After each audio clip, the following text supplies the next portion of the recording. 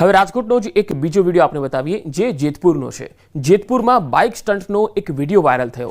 ચાલુ બાઇકે યુવકો સ્ટન્ટ કરતા નજરે પડ્યા। બાઇકની ટાંકી પર યુવકને બેસાડી અને સ્ટન્ટ કર્યો। જેતપુરના જૂનાગઢ રોડ મામલતદાર કચેરી સામેનો આ વિડીયો હોવાની વાત સામે આવી છે। પોતાની સાથે અન્ય લોકોના જીવ પણ જોખમમાં મૂકી રહ્યા છે આ સ્ટન્ટબાજોને પોલીસનો ના તો કોઈ ડર છે ના કાયદાનો ડર છે। અકસ્માત સર્જાય તો જવાબદારી કોની? આ તસવીરો જુઓ। આ રોડ તો એમના માટે આ સ્ટન્ટ કરવા માટે બનાવ્યા છે। આ લોકો એટલા બધા નિડર થઈ ગયા છે કે ના તો એમને પોલીસનો કોઈ ડર છે ના કાયદાનો કોઈ ડર છે। આ લોકો ભટકેલા છે, દિશાથી ભટકેલા છે, ના એમના પરિવારજનોનું તેઓ માને છે, ના વાલીઓ આવા લોકો સમક્ષ કોઈ ધ્યાન આપે છે।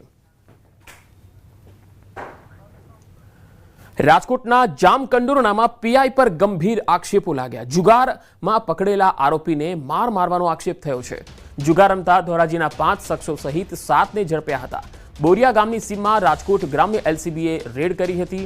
પોલીસે માર્યાનો સંજય મકવાણાએ આરોપ લગાવ્યો। 20,000 રૂપિયા ન આપતા મારવાનો આરોપ લાગ્યો છે। मैं जुगार में આવ્યો હતા સાહેબ, અમારી ભૂલ છે, અમને માફ કરી દો।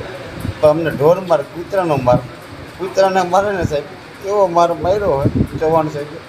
અને એક ફેર નહીં, કલાકે બોલાવે અને કલાકે એમને માર્યા। અને સાહેબ મારા હાથમાં તો જો યાર બહુ માર્યો ચૌહાણ સાહેબે અમને।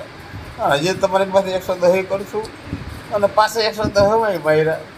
ચૌહાણ સાહેબે બહુ માર્યા અને મારી પાસે 20,000 રૂપિયા માંગ્યા કે તું 20,000 રૂપિયા આપી દે તો ન મારું। 20,000 રૂપિયા ન આપ્યો એટલે બને બહુ માર્યો। અને હવે વાત આદમખોર દીપડાની।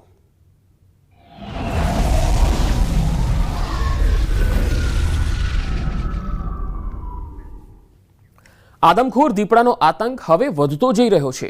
નર્મદાના સાગબારાના કોલવણ ગામના ભાગોળે રમતી 9 વર્ષની બાળકીને આ દીપડો ખેંચી ગયો। જો કે આ બાબતે આસપાસના લોકોને જાણ થઈ ગઈ અને લોકોએ દીપડાની પાછળ દોટ મૂકી એટલે દીપડો બાળકીને નજીકના ખેતરમાં છોડીને ભાગી છૂટ્યો। જો કે આ ઘટનામાં બાળકીનું મૃત્યુ થઈ ગયું છે। ગ્રામજનોમાં ભારે રોષનો માહોલ છે। વધતી જતી દીપડાના હુમલાની ઘટનાથી લોકોમાં ભય છે। તેથી તમામ દીપડાઓને પાંજરે પૂરવા માટે ગ્રામજનોએ માગણી કરી છે। એની મમ્મી જોડે ખેતરે ગયેલી હતી ને પછી દીપડાએ અચાનક હુમલો કર્યો એના પર ને પછી ખેંચીને શેરડીના ખેતરમાં લઈ ગયા દીપડો। પછી તપાસ કરતાં ખબર પડી, પછી 4-5 જણા જઈને પછી એની બોડી અમે લઈ આવ્યા। વધુ માહિતી મેળવીએ સંવાદદાતા દીપક પટેલ નર્મદાથી જોડાયા છે। દીપક, નર્મદામાં દીપડાના આતંકના અત્યાર સુધીમાં કેટલા કિસ્સા સામે આવ્યા છે અને આ કિસ્સામાં આ પહેલો છે સાગબારામાં કે વારંવાર સાગબારામાં પણ આવા બનાવો થઈ રહ્યા છે સામે? બિલકુલ પંકજ, ખાસ વાત કરીએ તો જે નર્મદા જિલ્લો 43% વન વિસ્તાર ધરાવતો જિલ્લો છે ને આ વન વિસ્તારમાં અનેક દીપડાઓ આવેલા છે। આ દીપડાઓ જે પોતાના ખોરાકના શોધમાં ગામ સુધી આવી જતા હોય છે ત્યારે અનેક પશુપાલકોને પણ લઈ જતા હોય છે। પરંતુ ગઈકાલની જે ઘટના ગણીએ તો આ ગઈકાલની ઘટનામાં જે સાગબારાના કોલવણ ગામ છે, કોલવણ ગામે એક 9 વર્ષની દીકરીને બાળકીને ખેંચી જઈ અને એને ફાડી ખાધી હતી। એટલે જે ગામ લોકોનો પર રોષ છે, જે વારંવાર આવી રીતે દીપડાઓ આવી જતા હોય છે અને આ એક કિસ્સો નથી, અનેકવાર આવા કિસ્સા બની ચૂક્યા છે। ગામ સુધી દીપડા આવી જાય છે, ઘરોમાં ઘૂસી જાય છે, કેટલાકને જે પશુપાલકોને ખેંચી જાય છે, કેટલાક માણસોને ઈજાગ્રસ્ત કરે છે। ત્યારે આ એક કિસ્સો એવો બન્યો છે કે 9 વર્ષની બાળકીને ખેંચી જઈ અને જે દીપડાએ ખેતરમાં ખેંચી જતી અને તેને છોડી દીધી હતી। બાળકીને દવાખાને સારવાર માટે એના માતા પિતા લઈ જતા તેને મૃત જાહેર કરી હતી।